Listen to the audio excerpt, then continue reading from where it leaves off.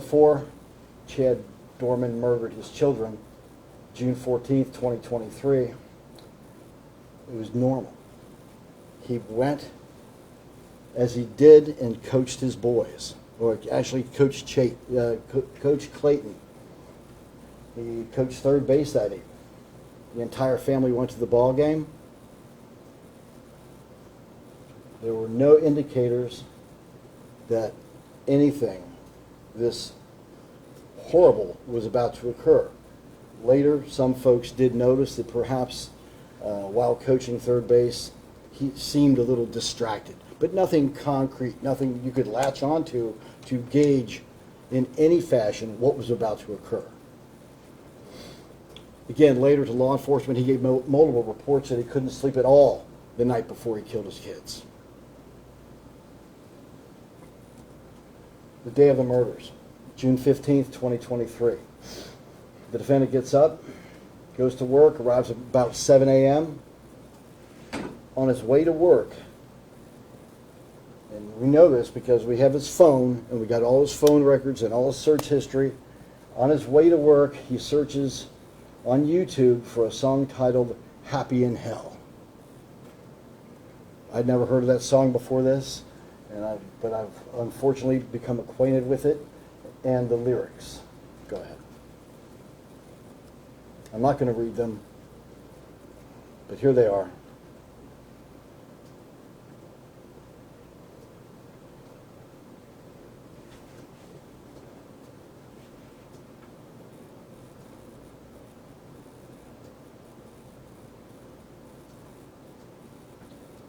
Who wrote that song? Mark?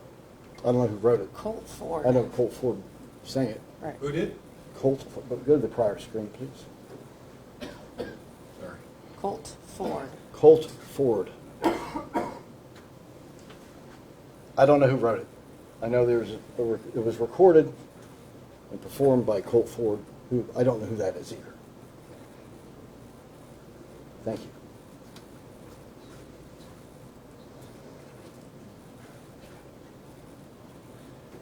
Thursday morning, again, the day of the murder. The defense boss does notice something abnormal about his behavior, but nothing to the point where he was alarmed to make a report or to call anyone. The defendant leaves work at around 9:30 a.m. and goes to Kroger off of Beachmont and 5 Mile. And again, we know all this because we have his phone records, we know his locations, we know he's speaking with folks on the phone, he's sending messages. 9:42 a.m. And again, some of this is known from the Kroger's parking lot video and the interior video at Kroger. 9:42, he arrives at the Kroger parking lot. 9:44, he enters Kroger. He's in the aisle of the vitamins and supplements. He walks over to the little clinic. And the reason he went to the little clinic is because his mother suggested he go there. He expressed to her, not to Laura, that he was having some confusing feelings. We're going to tell you and emphasize that the little clinic, as good as it is, cannot, as we understand it, it is not the right place to go for serious problems that you may feel you're having psychologically. Anyway, he walks to the little clinic at less than 2 minutes pass, and he leaves without speaking to anyone at the little clinic. So why he went there and why he immediately left after a minute and a half, we can't answer that. We don't know. And this is him. Him walking in, I can't tell. He arrives and will park.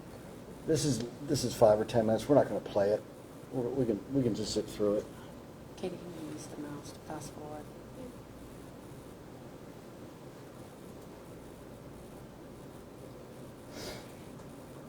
But again, this will all be in the information we provide and release.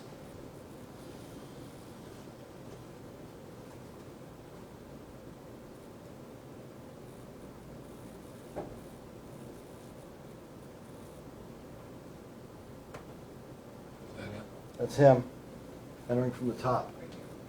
The same clothes he was wearing when he killed his sons a few hours later. We need to take out these images of other folks. Maybe.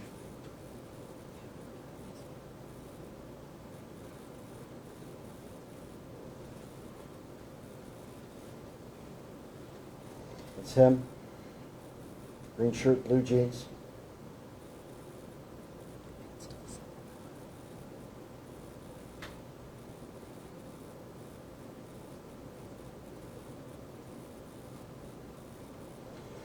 It is noteworthy while we're going through this that despite the fact that his mother suggested he go to the little clinic, she never alerted Laura, never called 911 on his behalf, never called a crisis hotline, did nothing.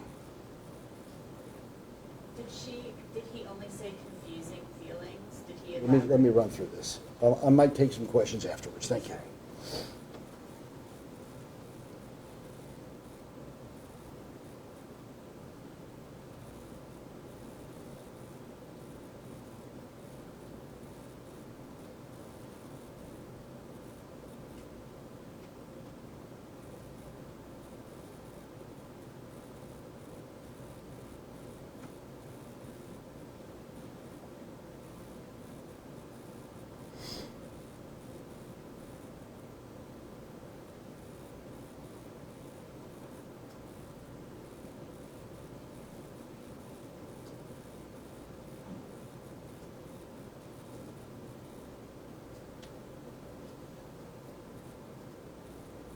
Do we know what he's looking at there? Do not.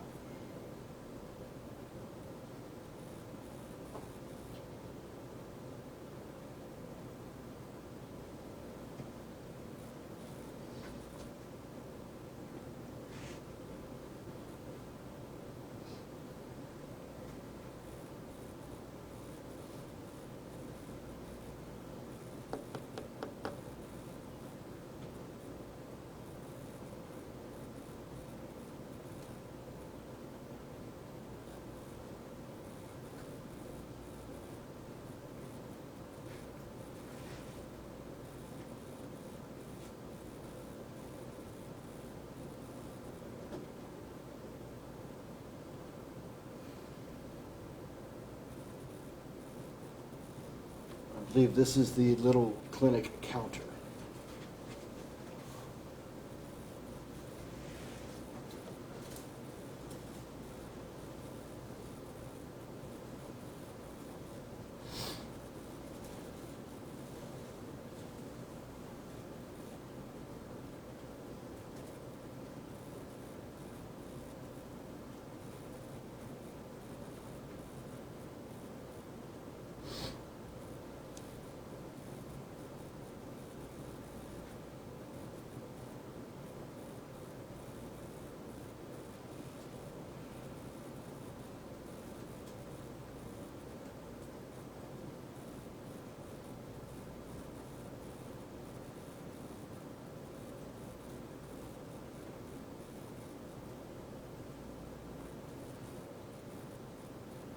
Do we know what he purchased that day? Nothing to our knowledge. Or what he asked at the counter? There's no one there.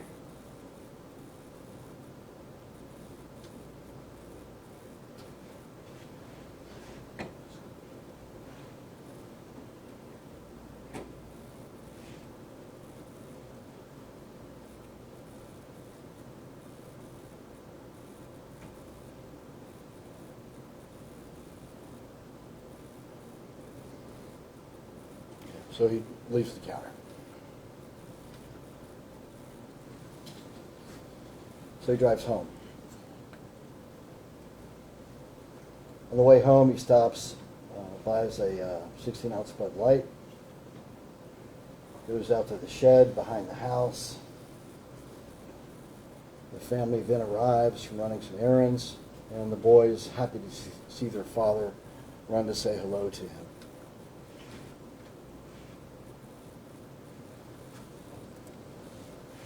Just a normal afternoon or a normal morning, other than he came home a little bit early that day.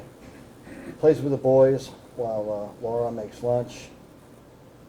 While eating lunch, oddly, the defendant says to Laura that this will be my last good meal.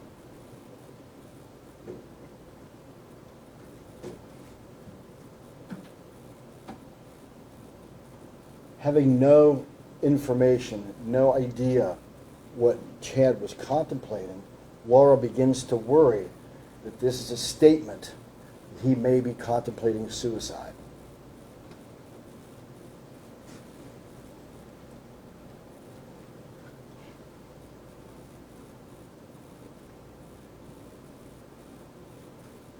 Shortly before he kills his kids, Doerman calls his father and makes the statement that Clayton is going to be the hardest one.